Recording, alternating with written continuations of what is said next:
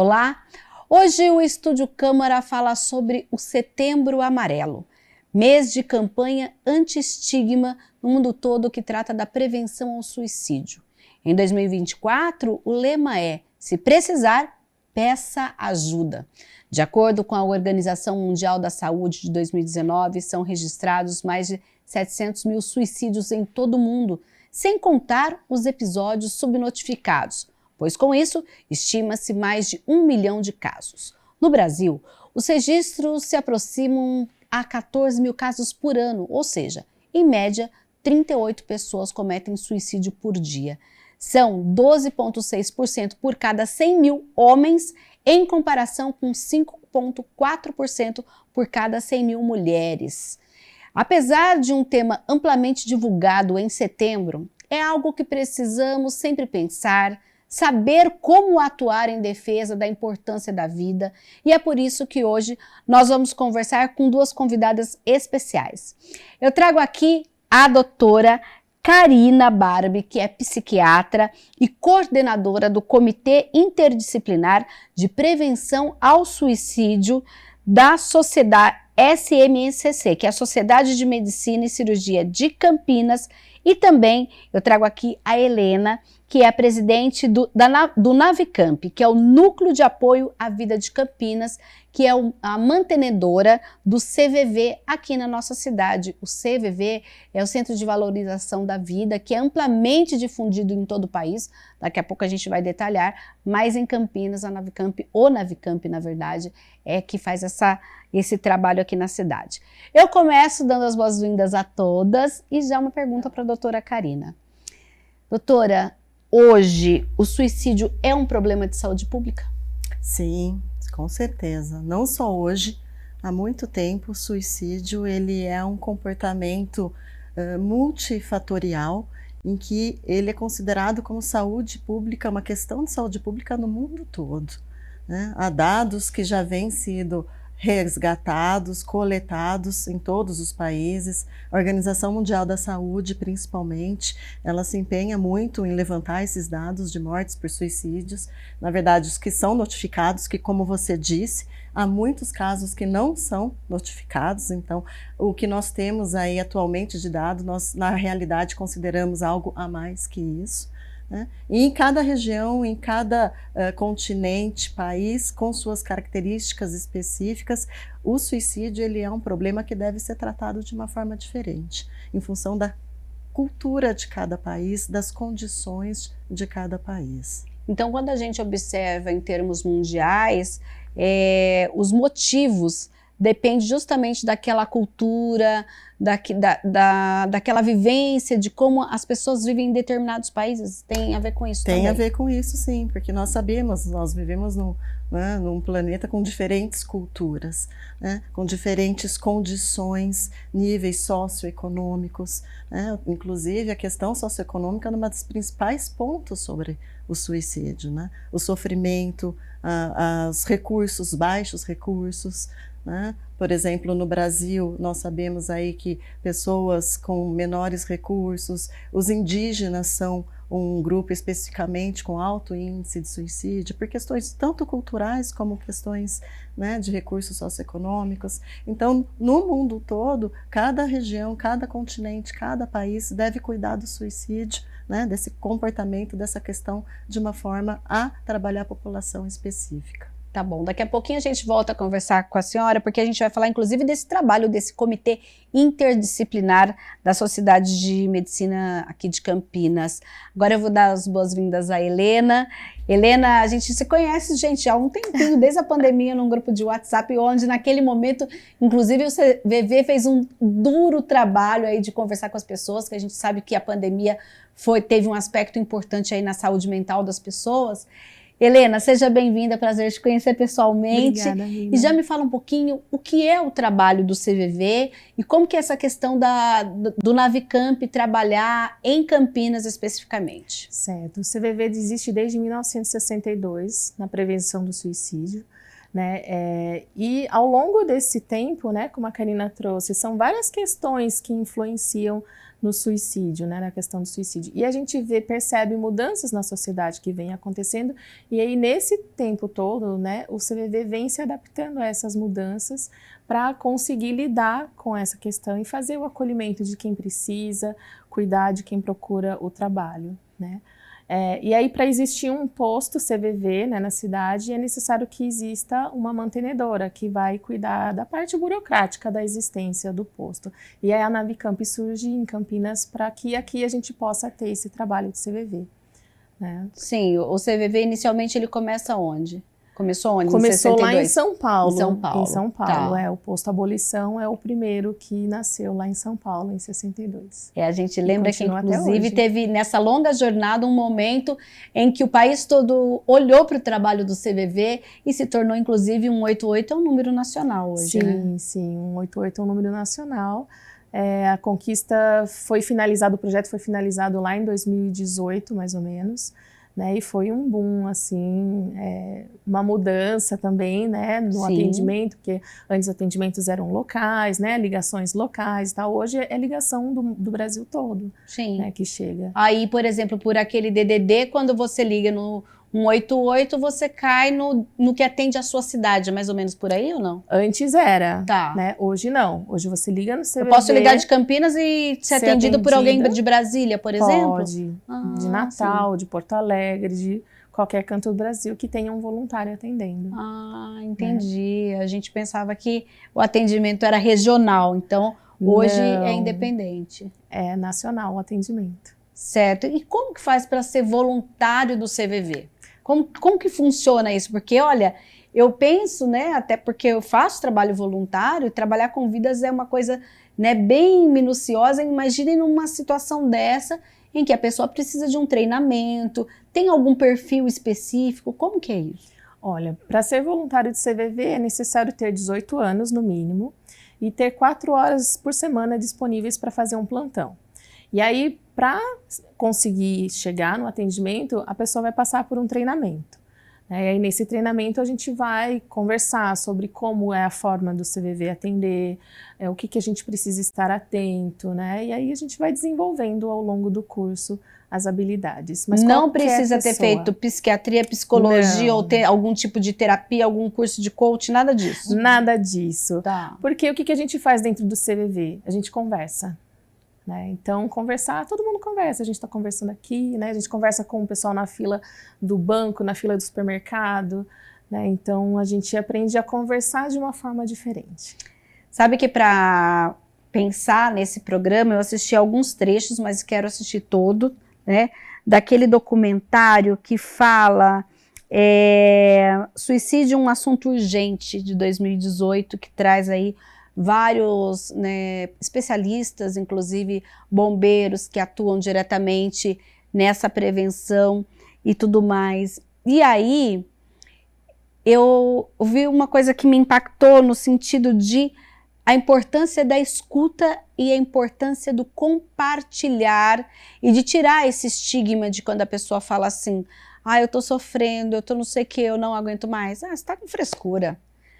Tá só falando. Doutora, me fala desse estigma que, infelizmente, é uma coisa da cultura do brasileiro, isso? Infelizmente, existe uma cultura de que aquelas pessoas que querem morrer realmente se matam, né? Sim. E, na verdade, não é isso, né? A tentativa de suicídio, mesmo que ela não seja efetiva, né? Nós que trabalhamos em pronto atendimento, recebemos muito casos de pessoas com tentativa de suicídio que, ainda bem, né, não terminam em suicídio. Mas o fato dela ter tentado ou pensar em tentar não significa que ela realmente não queira, né? A tentativa, a ideação suicida é uma manifestação que deve ser levada em consideração, sim, e de forma séria. Porque por mais que aquela pessoa no momento não faça, mais tarde ela pode vir a fazer. Inclusive, um dos principais fatores de risco para o suicídio é a presença de tentativas de suicídio anteriores. Sim. Isso os estudos mostram muito bem. Então, nunca desprezar, nunca desprezar uma tentativa, uma fala de ideação suicida. Porque se a pessoa ela toca nisso, ela realmente de alguma forma tem esse sentimento, ela tem esse desejo. E ela merece ser ouvida, né? Merece ser considerada. Sim, e aquela famosa frase, quando a pessoa, enfim, às vezes acaba se expressando, né? Olha, eu tenho vontade, eu senti essa vontade de fazer isso. A pessoa fala, você é louca, menina, você é louca. E muita gente acaba não falando justamente porque não quer receber um tipo de rótulo como esse. Como que a gente deve acolher, como que a gente deve lidar com isso para realmente a pessoa se sentir à vontade de conversar. E esse conversar, ele significa, até por conta do CVV, né, que essa dor vai sair ou a partir do momento em que ela é compartilhada e que ela tem um ouvinte, ela passa a ter um outro significado. Como que é isso? Eu queria ouvir das duas.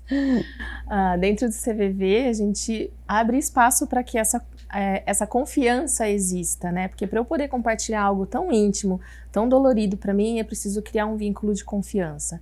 Então, a gente trabalha com sigilo, né? Então, a gente vai conversando e criando um ambiente tranquilo para que a pessoa se sinta segura e confiante para poder expressar o que ela está sentindo, né? Então, assim, nesse criar esse vínculo eu não vou julgar ela pelo que ela está trazendo, não vou comparar ela com outra pessoa, não vou dizer que ela é louca, não vou dizer que, não, deixa, isso é pouca coisa. Não, é a dor que ela está sentindo, é a dificuldade que ela está passando, e isso precisa ser levado em consideração. Sim, agora, doutoras, as pessoas, elas se sentem culpadas por estar tendo esse sentimento? Muitas vezes sim. Muitas vezes sim. Então essa questão do estigma vem muito também em função da própria pessoa, né? Ela se sente culpada, ela se sente envergonhada de ter o desejo, de ter a ideação suicida. Por isso o trabalho do CVV é importantíssimo, é belíssimo, né? Em que há um recurso em que a pessoa ela pode ligar, ela pode desabafar num momento que ela sabe que ela não vai ser julgada. Eu acho que o julgamento é o que pesa nesse sentido, né? Porque às vezes a pessoa fala assim, eu tive esse sentimento. Nossa, mas você não vê tanta gente aí vivendo acamado e você tem saúde e tá pensando nisso. Esse tipo de intervenção, essa escuta julgadora, né? Assim, quando a gente ouve um problema, o que a gente foi ensinado a fazer? Resolver o problema. Tá. Né? No CVV a gente não vai resolver o problema de ninguém. A gente só vai abrir espaço para que ela organize os pensamentos dela, para que ela... Quando a pessoa, você vive uma história e você vai contar isso para alguém, você precisa organizar na sua cabeça para poder colocar em palavras. Tá. É isso que a gente abre espaço dentro do CVV, para que a pessoa organize a história e conte. Quando ela conta, ela mesma se ouve. E aí ela passa a repensar aquilo tudo que está acontecendo dentro dela. É como se ela reelaborasse tudo isso, doutora? Exatamente. Esse trabalho é fundamental, porque a gente sabe que muitas tentativas de suicídio são impulsivas. Na hora da dor, na hora do sofrimento intenso, a pessoa vai lá e faz, e comete a tentativa. Se ela tem um meio por onde ela consegue falar, ela consegue se expressar, ela consegue elaborar esse sentimento, pode ser que aquela ideação passe, que aquela ideação se resolva e ela não cometa a tentativa de suicídio, né? Então isso que o CVV faz, se você tem amigos, se você tem familiares que são bem orientados, que entendem a importância disso, dessa escuta sem julgamento, ela pode recorrer a essas pessoas. Sim. Ela pode ligar para um amigo, ela pode ligar para um familiar que faça essa escuta. Sim. E isso pode não resolver. Na hora, sim. Pode resolver, sim. Pode evitar uma tentativa de suicídio, que pode resultar no suicídio. Sim. Então, isso pode ser fundamental, isso pode ser crucial. Sim, doutora, grande parte das tentativas, né, ou dos casos que acabam sendo efetivados, tem alguma relação com doenças mentais não diagnosticadas ou, às vezes, tratadas incorretamente?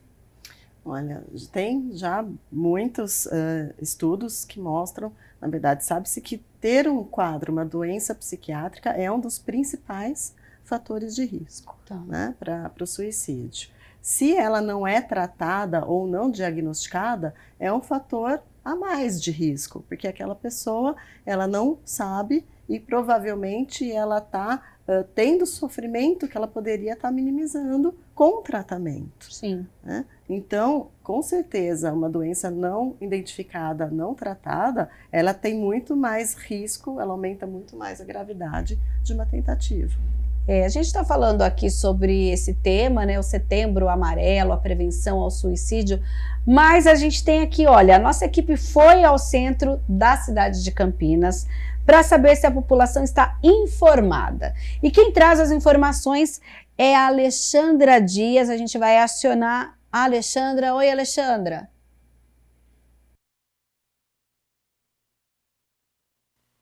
Olá, Mirna. Olá, você que nos assiste pelo Estúdio Câmara. A gente veio até as ruas de Campinas para saber se as pessoas conhecem o Setembro Amarelo e o que elas acham da importância de falar sobre esse assunto para tirar um pouco desse tabu que também existe acerca desse tema. Vamos lá ouvir o que as pessoas disseram? É um pouco surpreendente até. Jocastra, você conhece o Setembro Amarelo? Sim. E qual a importância dessas campanhas de prevenção ao suicídio para que as pessoas saibam onde procurar ajuda? Eu acho que é interessante porque muitas pessoas elas passam por isso sozinhas, não sabem onde buscar ajuda, né? E você tendo essas informações, você sabe a quem recorrer, você sabe que tem um apoio, né? Você não tá sozinha. E eu acho bem interessante. Você conhece o Setembro Amarelo? Sim, já ouvi falar. Qual que é a importância dessas campanhas para que as pessoas que estão passando por alguma dificuldade consigam ajuda, né? É muito importante porque a pessoa tem um canal, né, para procurar uma ajuda, como você disse, e direcionar, né, porque há a possibilidade dessa pessoa não praticar o suicídio e através dessa conversa, dessa ajuda, né, as palavras elas têm poder, então elas vão ajudar a pessoa a não cometer esse suicídio, né? Há uma chance para essas pessoas. Você conhece o Setembro Amarelo? Sim, muito importante, né?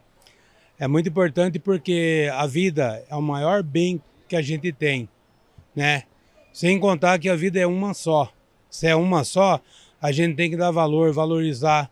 Quem precisa de uma ajuda é bom e procurar uma ajuda. Tem muitos profissionais por aí que possa estar ajudando as pessoas a conscientizar, a olhar para cima, acreditar que eles são capazes, que ele pode, que tem um Deus também que venha nos abençoar fortemente, nos livrar de todas essas coisas ruins, porque a vida é uma só. Dentro do Setembro Amarelo, você já viu alguma campanha acontecendo, ou nas redes sociais, ou na televisão, ou na rua mesmo? Sim, já vi, inclusive no meu trabalho a gente também tem esse trabalho, entendeu? E é aquilo, infelizmente as pessoas elas não vão por causa até mesmo de preconceito da sociedade, entendeu? De que achar que isso é uma besteira, de que isso é só simplesmente mente vazia, e não é, entendeu? Isso é uma doença e a gente tem que levar a sério e ajudar o próximo, procurar ter empatia e entender a dor do próximo. Então a campanha ela acaba tirando um pouco desse tabu, você acha? Com certeza, com certeza. Paulo, você conhece o Setembro Amarelo? Conheço sim. Qual que é a importância dessa campanha o mês inteiro, né, mostrando para as pessoas os canais de ajuda e desmistificando um pouco que ainda é um tema meio tabu, né? É um tema que é um tabu que tem que ser quebrado, porque muitas pessoas acham que é frescura, mas não é frescura. A gente nunca entende de fato como é a dor do próximo. E é importante porque a pessoa tem que entender que ela não está sozinha. Sempre perto ou não, ela vai ter alguém para apoiar ela. E é muito importante porque muitas pessoas, tipo, na escola, é um lugar que acontece, muita gente fica isolada, fica de canto, principalmente no ensino médio, que as pessoas ficam com muito medo de interagir com outras pessoas e acaba ficando sozinho. E quando ela conversa e ela abre a dor pro outro, é mais fácil e é mais aliviante. Eu falo por experiência própria. Você já usou algum canal de ajuda? Já teve uma vez, eu acho que é na internet, quando precisa conversar, sabe? Só que eu não lembro o número certo, mas precisa conversar e eles te ajudam. São meio que psicólogos online. Eu acho que é isso daí mesmo. Eu acho que é esse. E aí eles ajudam a gente. E pra você fez a diferença ligar pro CVV? Fez, porque eu tava bem triste, eu tava bem deprimido. Eu falava, meu Deus, o que é isso? Do nada, uma tristeza. E é bom conversar. E se você não quiser usar os amigos de perto, usa os anônimos, porque é bom colocar pra fora que a dor, ela sai. É isso então, Mirna. Você viu que a maioria das pessoas conhece ou já ouviu falar sobre o tema, mas ainda é preciso falar muito mais para tirar principalmente o tabu. Como disse o nosso último amigo, a importância do Setembro Amarelo é incontestável. Olha, é verdade, né? E olha, a gente teve aí, ele nem sabia que a gente ia ter alguém aqui falando sobre esse trabalho, né? Ele mesmo deu o testemunho de que aquele dia não tinha nenhum amigo, teve o amigo anônimo para ouvi-lo, né, Helena? Sim, eu falo por experiência própria mesmo. A gente tem amigo para falar de paquerinha, amigo para falar de família, problema de escola, problema de trabalho, e a gente acaba escolhendo, né, algumas pessoas que a gente tem mais afinidade. E aí, de repente, tem algum assunto que eu não quero falar com nenhum desses amigos. E um assunto, assim, mais difícil. Então, procuro o CVV. Eu mesma uso o serviço, né? Então, eu sou voluntária e uso o serviço de CVV quando necessário. É interessante que essa participação da Alexandra trouxe aí várias vertentes. Uma vertente que eu acho que é importante, claro, eu não quero entrar profundamente na questão religiosa, mas também da gente poder separar que a religiosidade, eu acho que ela ajuda, mas às vezes também ela tem que ser interpretada de uma maneira que eu já ouvi pessoas dizendo para quem estava com problema e falava nisso, isso é falta de Deus na sua vida. Essa fala também, ela não ajuda em nada, né, doutora? Exatamente. A religião em si, ela é um fator protetor, né? Independente da religião, Tá. né? Você ter uma religião, acreditar em algo, né? Isso evita, isso ajuda a pensar duas vezes na hora, né? Por outro lado, essa fala, né, falta de Deus, entra nessa questão do julgamento, né? Você não está em fé suficiente, então você está sendo errado. E aí, ao invés de ajudar, só piora. Entendi. Uma outra coisa também que foi abordado é a questão da escola. Inclusive, a gente teve recentemente, né, um caso numa escola particular, mas justamente falando da questão do bullying na escola, que tem sido um fator aí bem preocupante. Me falem um pouquinho sobre como lidar, tem um jeito diferente de lidar com o adolescente em relação, por exemplo, ao adulto, ou até mesmo a criança, que às vezes a gente pensa que não, mas também tem casos de crianças que se veem com essa questão da saúde mental. Como que é isso? Quer falar, doutora? Porque dentro do CVV a gente não distingue, né? Tá. A idade, a gente não pergunta a idade, né, sexo, a gente simplesmente conversa com as pessoas, então a gente não faz essa diferenciação. Mas tem números de estudos que mostram o aumento do índice de suicídios entre os mais jovens. Sim, e o adolescente, ele emite alerta em casa, porque assim, olha, eu vou inclusive lembrar, a gente abriu aqui o programa falando de Setembro Amarelo. As pessoas sabem que é o Setembro Amarelo, mas vamos lembrar por que surgiu o Setembro Amarelo. Olha, tem aqui, né, a data de 10 de setembro, que é o Dia Mundial de Prevenção ao Suicídio. Ela foi instituída em 2003 pela Organização Mundial de Saúde. Em 2015, ela passou a ser conhecida por Setembro Amarelo pelas entidades que buscam a conscientização sobre o tema. A campanha começou nos Estados Unidos depois que o jovem Mike M. cometeu suicídio em 94. Ele tinha 17 anos, era muito habilidoso e restaurou um automóvel Mustang 68 pintando-o de amarelo. Seus pais e amigos não perceberam que ele tinha problemas psicológicos e não conseguiram evitar a sua morte. No dia do velório, cartões decorados com fitas amarelas foram colocadas em uma cesta e tinha uma mensagem: se você precisar, peça ajuda. Justamente por esse amor do Mike ao Mustang 68 e toda essa habilidade, né? E por isso a cor amarela. A iniciativa, então, deu origem ao movimento de prevenção ao suicídio, que hoje faz parte aí do mundo todo, para chegarem às mãos das pessoas que precisam de ajuda. Aí eu pergunto, e esse sinal, né? A família do Mike mesmo se mobilizou depois disso, porque não tinha observado esses sinais, e muitas vezes são coisas que acontecem bem perto da gente e a gente não imagina que um adolescente está passando por problemas na escola ou por problemas psicológicos. Como que é isso, doutora? Então, isso é um ponto muito importante atualmente. Os adolescentes, né, faixa etária aí dos 10 aos 15, 19 anos, nós temos visto realmente um aumento do índice tanto de autolesões quanto de suicídio.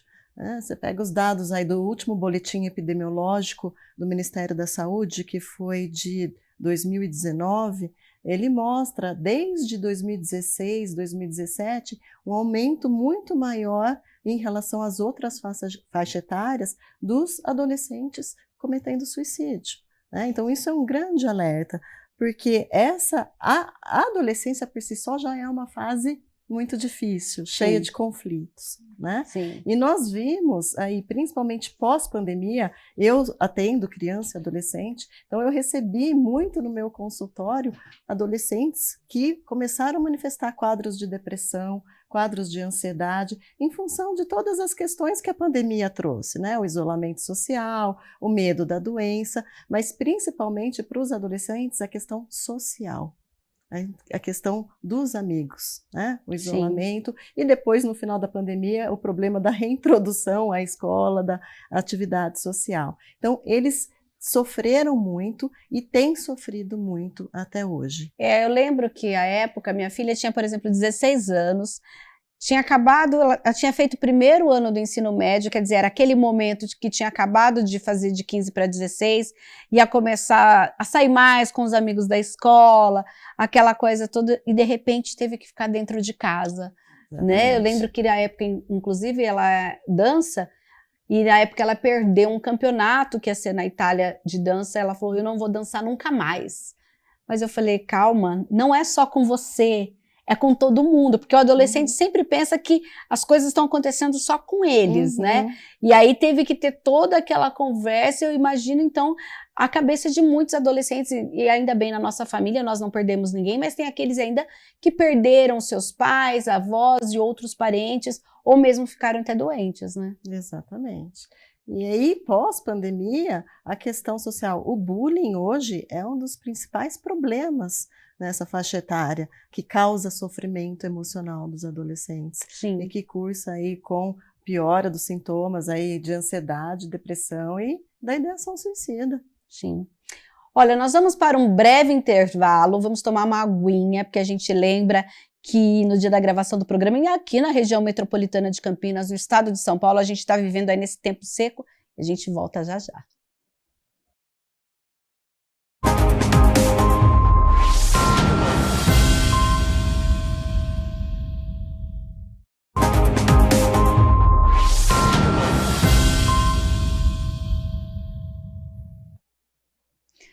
Oi, a gente está aqui falando justamente sobre a prevenção ao suicídio com a Karina Barbie, que é psiquiatra e coordenadora do Comitê Interdisciplinar de Prevenção ao Suicídio da Sociedade de Medicina e Cirurgia de Campinas, e também com a Helena da Navicamp, que é presidente do Núcleo de Apoio à Vida de Campinas.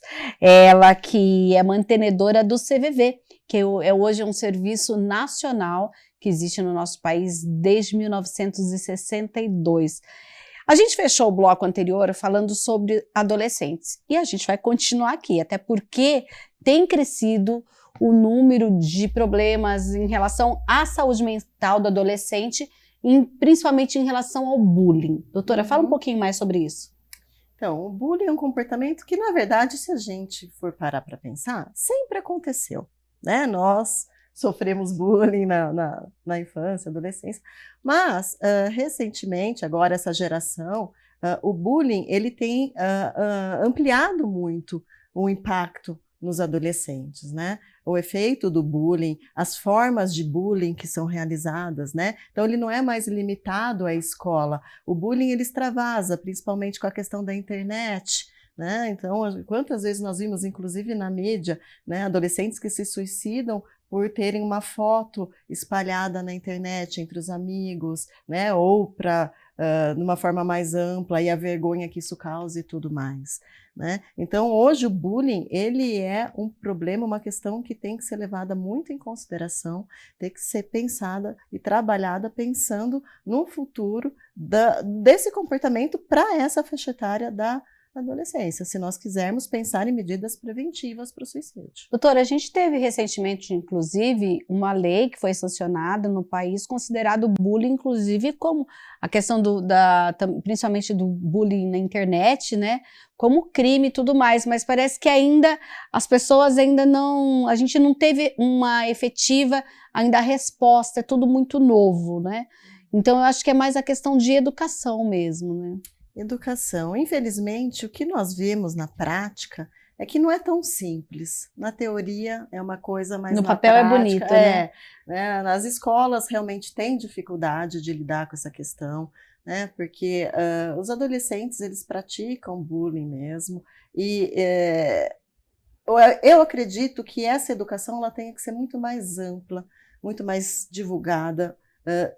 Deve haver um investimento maior nesse sentido, para a educação dos adolescentes, dos pais, de professores, de outros funcionários da escola, para que a abrangência desse comportamento seja de uma forma muito mais efetiva.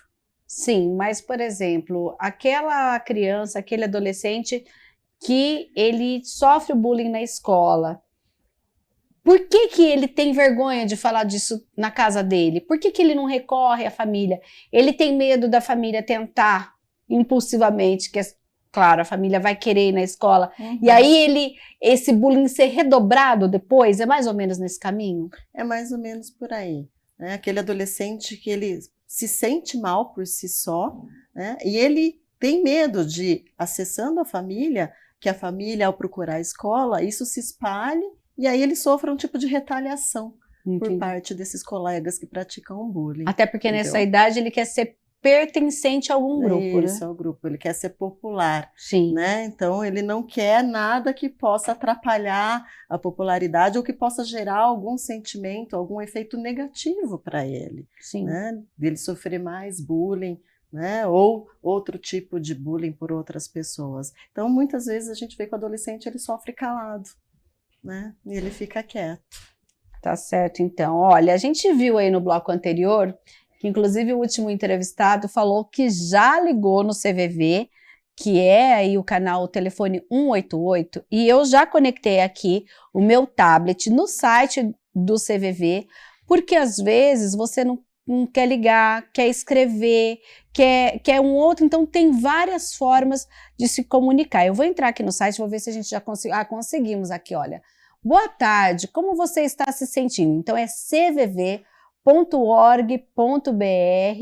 e aqui eu vou pedir para você, Helena, me ajudar por exemplo, então eles têm aqui todos os canais que eu consigo falar. No Ligue 188, né, aí ele explica. 188 é o Recebe telefone. Ligação de celular? Recebe, e é tudo gratuito. Tá. De celular, se você achar algum orelhão funcionando também, vai funcionar.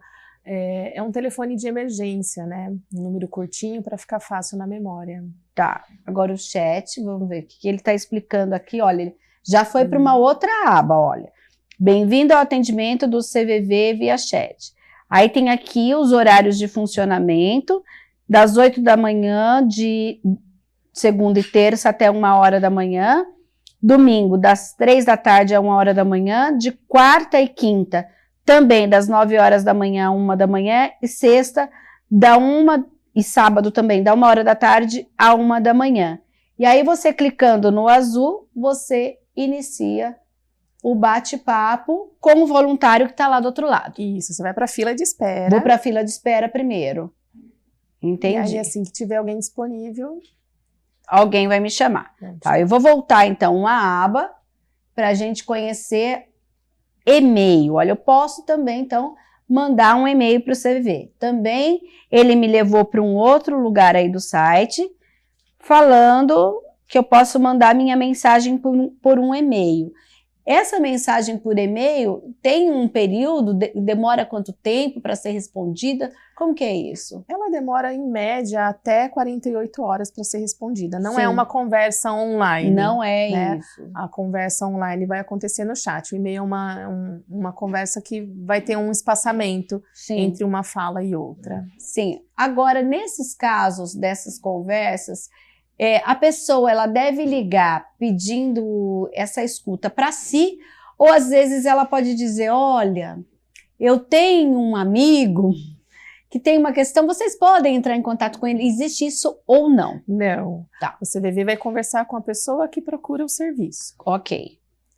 Tá, então a gente volta mais uma aba, que aí são os endereços que nós temos aí, que você vai fazer a escolha. Como o serviço ele funciona em todo o país, tem busca por localização. Vamos tentar procurar aqui, tem aqui o estado de São Paulo. Esses são os endereços dos postos que tem atendimento presencial. Se você quiser ir até lá no posto, conversar com um voluntário. Campinas tem atendimento Campinas presencial? não tem presencial. Então Campinas em São Paulo não tem. se você Vamos entrar procurar lá. então na capital, que aqui acho que eles colocam aqui as cidades. Olha, eu estou passando aqui, essas cidades que tem como opção são as cidades que hoje têm um atendimento presencial, é isso. Americana, aqui pertinho. São as cidades que têm postos. Que tem né? postos, independente de ser Isso. presencial ou não. Ah, entendi. E aí o atendimento presencial é só em alguns deles. Só em alguns. Vamos ver o que eles estão falando aqui de Campinas no site. Olha, eles têm um funcionamento, tem quem é a mantenedora, que é aquilo que a gente falou desde o comecinho. Só que importante, gente, ó, o CVV, ele não atende presencialmente. Aí tem aqui, olha. No posto de Campinas. No posto não de Campinas. atende presencial. Aí, como encontrar um grupo de apoio? O que é o grupo de apoio que eles falam aqui? O CVV tem vários tipos de serviço além desse, né?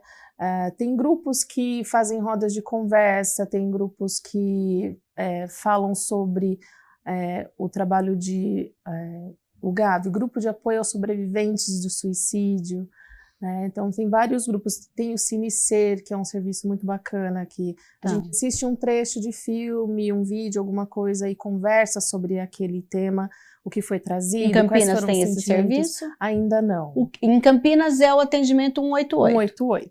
Que o voluntário fica lá na sede atendendo de onde vier essa ligação. Hoje, depois da pandemia, a maioria dos voluntários estão atendendo remotamente. Ah, tá. Então, Então existe essa possibilidade. Olha, mais uma possibilidade de voluntariado. Não tem nem que fazer o deslocamento. Exato. Né? Tá muito tranquilo. E são fases que vocês abrem para os voluntários ou sempre há inscrições? A inscrição fica aberta o ano todo, inclusive é aí pelo site mesmo. Certo. Ele vai te direcionar para uma página que você vai escolher para onde você quer se inscrever. Tá, aqui, olha, gente, ó, eu já achei aqui. Seja voluntário, né? Ó, Isso. Vou Aí clicar. você vai escolher o serviço para o qual você quer. Seja se voluntário e voluntariar. faça diferença. Exatamente. Aí vai preencher, né? Tem uma... Isso, aí tem um videozinho explicando um pouco, né, sobre o trabalho, para você entender para onde que você vai escolher. Ah, perfeito. Olha, então, gente, quem tiver disponibilidade, tem vontade, agora tem essa questão que a Helena colocou, que a possibilidade, inclusive, de fazer remotamente, né? Tem eles vão dar todas as ferramentas para que essa pessoa possa atuar dessa forma voluntária. E o voluntário, tem esse olhar também para o voluntário, essa roda de conversa, porque deve ser difícil também, às vezes há casos em que a pessoa pode ficar um pouco impactada, como que é isso? Sim, tem muitas ligações que impactam a gente, né, histórias que se ligam, né, e aí nós temos encontros mensais entre os voluntários para a gente se cuidar, para a gente estudar e melhorar a forma como a gente atende a pessoa que nos procura, né? E também no dia a dia eu tô lá fazendo o meu plantão, atendi uma ligação que mexeu demais comigo, eu faço uma pausa, levanto, vou tomar uma água, volto, não tô legal ainda, eu procuro outro voluntário e chamo ele e falo, olha, atendi uma ligação, não tô bem, preciso conversar sobre isso. Sim. Então a gente se ajuda nesse sentido. Tá, olha aqui, então tem marcado aqui, eu tô navegando enquanto a Helena fala, tem a história, um resumo da história do CVV, inclusive falando que hoje são feitos mais de 3 milhões de atendimentos anuais por aproximadamente 3.500 voluntários presentes em 20 estados, além do Distrito Federal. Agora, doutora, quando a gente pensa nesse atendimento, eu falei aqui do CVV e fazendo inclusive a pesquisa, quem quiser entender mais sobre isso, eu encontrei um canal bem legal também, que é o podefalar.org.br. Alguém de vocês conhece? Conhece, Helena? Eu já ouvi falar logo que foi lançado. Ele é um canal mais para o adolescente, mais para o jovem, pessoas entre 13 e 24 anos, de segunda a sábado, das 8 da manhã às 10 da noite, podefalar.org.br. E para entender melhor também sobre a campanha do Setembro Amarelo, a gente tem um site da campanha, que é o setembroamarelo.com. Olha, que fala justamente que é da Associação Brasileira de Psiquiatria, né? Quando esses sinais que a gente está falando aqui do adolescente e tudo mais, e desse desespero dos pais, né? E o que fazer, se eu vou na escola, como que eu resolvo? Porque pode haver uma situação, tá bom, eu não vou na escola, mas então você não vai na escola também. Meu filho não vai mais na escola, meu filho eu vou proteger. Como ajudar também os pais que começam a perceber essa movimentação do filho e não sabe como ajudar esse adolescente, essa criança? É muito importante que os pais sejam orientados, né? Porque realmente nós percebemos na prática que os pais ficam muito angustiados, né? Quando ele tem um adolescente em casa que vem falando sobre suicídio, sobre querer morrer ou pratica alguma lesão no corpo, os pais eles ficam muito preocupados e realmente não sabem o que fazer.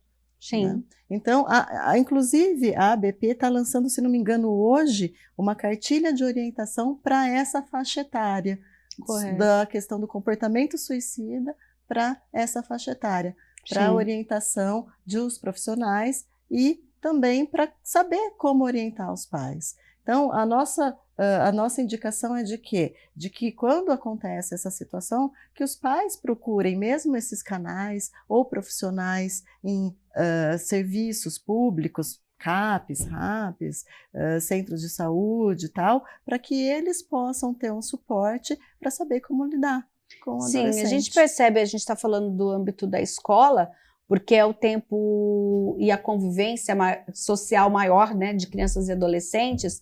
A gente percebe, por exemplo, no governo do estado de São Paulo, existe um programa, ele não é perfeito, é claro, mas existe uma roda de conversa, agora conta com um profissional da área de saúde mental, acho que é psicólogo, na verdade, para fazer roda de conversa com os alunos. Algumas escolas particulares têm esse movimento, nem todas, né? Mas eu acho que é alguma coisa que toda a sociedade tem que começar a se movimentar, até porque, às vezes, a criança, o aluno tentante, conta para o amiguinho chega em casa, conta para os pais, ai, minha amiga tentou, meu amigo tentou fazer alguma coisa. Esse pai pega e ele fala com a escola, às vezes. A escola já chama a família, então, e aí quebra o ciclo de confiança, o aluno fala, poxa, mas e como agir então? Como preparar? Pais e também preparar os profissionais da educação, inclusive a gente sabe que muitas vezes a escola é a porta de proteção a muitas dessas crianças e adolescentes por situações que estão acontecendo no âmbito doméstico, mas como preparar toda essa sociedade para lidar quando essa informação chega para o pai do amigo que tentante, chega para o professor, para o coordenador pedagógico. Como que a gente tem que caminhar nisso, doutora? Eu acho que esse trabalho nas escolas é fundamental, porque como você disse, a escola ela exerce um papel fundamental na vida do adolescente, né? Ele passa a maior parte do dia na escola, os amigos, os contatos, muitas vezes os problemas estão na escola. Então, que a equipe da escolar esteja preparada, seja recebendo a informação via aluno, via pai, via colega, para que ela possa acessar os pais da criança, se houver necessidade de comunicar, de indicar, falar, olha, talvez seja interessante buscar ajuda, né? Muitas escolas têm psicólogas, outras, infelizmente, não, que podem fazer esse trabalho de fala, de interlocução, às vezes com o próprio filho, com os pais, né? E tentar criar aí uma rede, criar um acesso para os pais poderem ter um suporte. A gente está falando bastante de adolescente, principalmente, né, de estudantes, mas também há casos, inclusive alguns deles noticiados, de pessoas, inclusive idosas, partindo dessa questão de que hoje a gente tem uma população um pouco mais velha e que acaba ficando mais sozinha e tudo mais. Existe já esse olhar para a população idosa, doutora? Então, a população idosa é outra faixa etária preocupante, por outros motivos, né?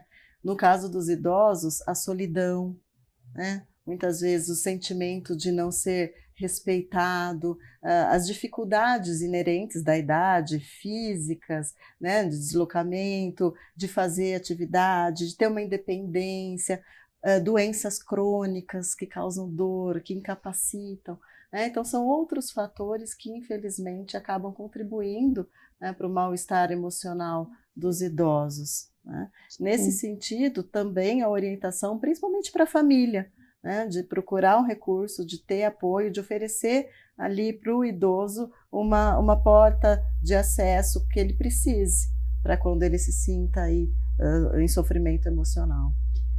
Helena, apesar de vocês não perguntarem a idade, né, de quem tá falando, pela voz muitas vezes a gente reconhece. Sim. Geralmente é o público adulto que busca essa conversa? Não, Mina. Não. Não, é muito variado, né?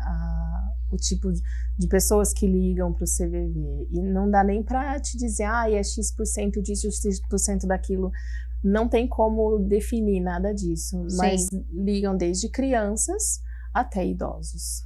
Sim, agora quando a gente iniciou o programa, eu trouxe um dado aqui falando em relação ao gênero, né? 12,6% para cada 1.000 homens e 5,4% para cada 100.000 mulheres, né? Por que o homem, doutora? O homem, ele comete mais suicídio. Sim. Né? As mulheres tentam mais suicídio. Tentam mais? As mulheres fazem mais tentativas de suicídio. Mas o suicídio efetivo, o homem chega a ser 4 vezes mais do que a mulher. Compreendo. Tá? Isso tem uma série de fatores que podem estar relacionados. A mulher, ela tem uma autoproteção, né, um pouco maior, ela tem preocupações um pouco maiores, então ela tende a usar meios menos letais. Então, por exemplo, é muito comum por uso de medicação, né? Então, nós sabemos que nem sempre as medicações, de acordo com o tipo, com a quantidade, né, causam suicídio. Então, as mulheres usam muito mais as medicações como meio de tentativa. O homem, ele já usa mais meios mais letais, mais agressivos. Então, enforcamento, arma de fogo, que são os que resultam mais frequentemente em suicídio. Inclusive eu tenho um caso em 2015 de um tio, não aqui em Campinas, mas lá em Minas Gerais, que ele se enforcou numa situação lá e aconteceu isso mesmo, né? E realmente, apesar de estar fazendo tratamento para depressão, para transtorno bipolar, esquizofrenia, tem uma série de coisas lá que ele fazia, não foi suficiente para naquele momento, conseguir aí, de certa forma, resolver e impedir que acontecesse isso. Agora, a minha pergunta é justamente em que casos é necessário, porque a gente vem de um processo considerado vitorioso no país, que é justamente a gente cada vez menos internar as pessoas com transtornos mentais, que é considerado um grande ganho por grande parte da sociedade. Mas em que situação, principalmente os transtornos mentais precisam ser, se recomenda-se aí, no caso, uma internação ou uma intervenção um pouco mais, digamos que, mais séria, justamente para evitar esses casos, para impedir que a pessoa tenha essa possibilidade de tomar essa decisão radical. Isso é um ponto muito importante para pensar na aplicação de medidas preventivas dentro dos serviços de acesso. Então, hospitais, UBS, CAPs, no preparo dos profissionais, seja da atenção básica, aliás, principalmente da atenção básica, como serviços terciários. Por quê? somos nós que recebemos o paciente que chega ou com uma ideação ou até com uma tentativa de suicídio. Sim. E isso precisa saber ter uma avaliação adequada dos riscos que aquele paciente está apresentando. A ideação é quando a pessoa fica falando sobre isso. Isso, a ideação é a ideia de se suicidar. Tá. Né? Dentro do comportamento suicida, a gente tem diferentes manifestações. Então, a ideação seria uma manifestação inicial. Então, eu penso em me matar. Isso a gente chama de ideação suicida. Tá. A tentativa de suicídio é quando a pessoa ela faz algo com a intenção de se suicidar. Então, eu tomo medicação, né? Ou eu guardo remédio, ou eu realmente tento me enforcar, Sim. ou eu dou um tiro e não dá certo, ou eu vou lá na ponte e fico, né? Eu Sim. quase, tá? Então, são movimentos que já referem-se a uma tentativa de suicídio. Falou, inclusive, sobre essa tentativa, a questão da ponte, no documentário que fala sobre suicídio, um assunto urgente, que a gente tem lá os profissionais gabaritados também falando sobre isso, o sargento lá do Corpo de Bombeiros, ele fala o seguinte, que a gente precisa também ensinar as pessoas a ter empatia e respeito quando os profissionais estão trabalhando nesse sentido de impedir o tentante quando isso acontece em local público, né?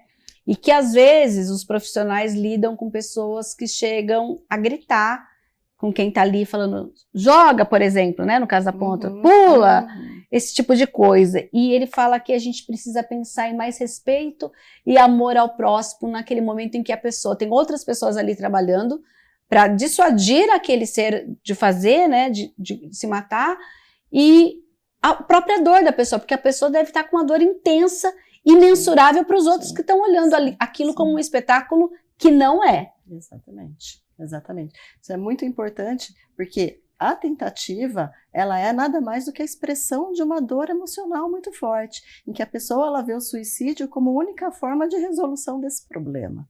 Então, ela está em sofrimento, né? Então, isso tem que ser respeitado. E tem que ser acolhido. Com certeza. Tem que ser acolhido. Olha, inclusive, ele fala assim, olha, o fato de ter pessoas tentando não quer dizer que tenham pessoas morrendo, né? Então, eu acho que é bem legal a gente pensar nessa questão de como cada um de nós, então, enquanto sociedade, devemos ter esse olhar para o próximo, para o amigo do trabalho, devemos ter esse olhar para o amigo da escola, né? Às vezes no ônibus, já me deparei com situações que a pessoa senta do seu lado e ela nunca te viu e ela começa a falar coisas assim, e parece que naquele dia a gente vira o CVV ali e é algo muito sério, muito importante, que a gente precisa acolher, né, Helena? Sim. Acho que a tentativa de suicídio é a última ferramenta, a última alternativa que a pessoa busca, né? Mas a coisa acontece no dia a dia, a gente consegue perceber, né, uma mudança de comportamento ali no dia a dia, que, poxa, essa pessoa não tá legal. E aí, prestar atenção e ter empatia, ter respeito pelo que a pessoa tá passando, né? Ah, você chegou no trabalho, o colega mal te deu bom dia, e você já fala, é mal-humorado. Mas você sabe o que tá acontecendo na vida dele, para ele chegar daquele jeito? O que aconteceu no trajeto para cá? Né? Por que não me aproximar daquela pessoa e dizer, olha, eu percebi que você está diferente hoje, você quer conversar? Aconteceu alguma coisa? Quer falar um pouquinho? E aí, depois dessa conversa, o cuidado de manter o sigilo daquele assunto, né? Realmente cuidar para que esse espaço... São pequenos cuidados, assim, né? Para ir criando esse vínculo de confiança. Nós estamos nos minutos finais, doutora. Uma coisa que me veio agora, até por conta de uma campanha que existe, e também de casos que nós tivemos aí de pessoas famosas, digamos assim, pessoas que parecem ser muito alegres, muito alegres, muito sorridentes, pessoas, estou sempre de bem com a vida, e de repente a pessoa comete suicídio. Como que a gente vai perceber se parece que sempre está tudo bem para essa pessoa? Pois é, né?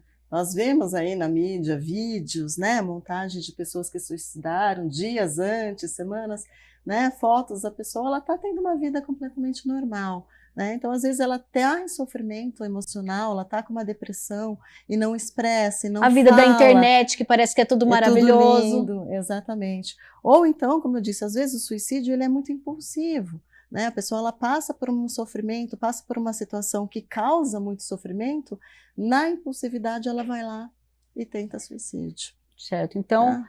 ouvir e acolher. Ouvir e acolher sempre que acontecer. Infelizmente, esse é um comportamento que a gente não vai conseguir dizimar por completo, não vai conseguir, né, tirar por completo, porque existem N fatores, N situações que contribuem para o comportamento suicida, mas o mais importante é se prevenir, tentar melhorar, amenizar os fatores de risco que a gente sabe que existem. Sim, tá certo. Então, olha, a gente vai falar, a gente não falou aqui, mas também se você for na sua unidade básica de saúde, que são os centros de saúde aqui de Campinas, pode inclusive pedir um encaminhamento para os CAPs, né, que é o Centro de Atendimento Psicossocial da nossa cidade, que geralmente eles dão o encaminhamento também, caso você dependa aí do Sistema Único de Saúde.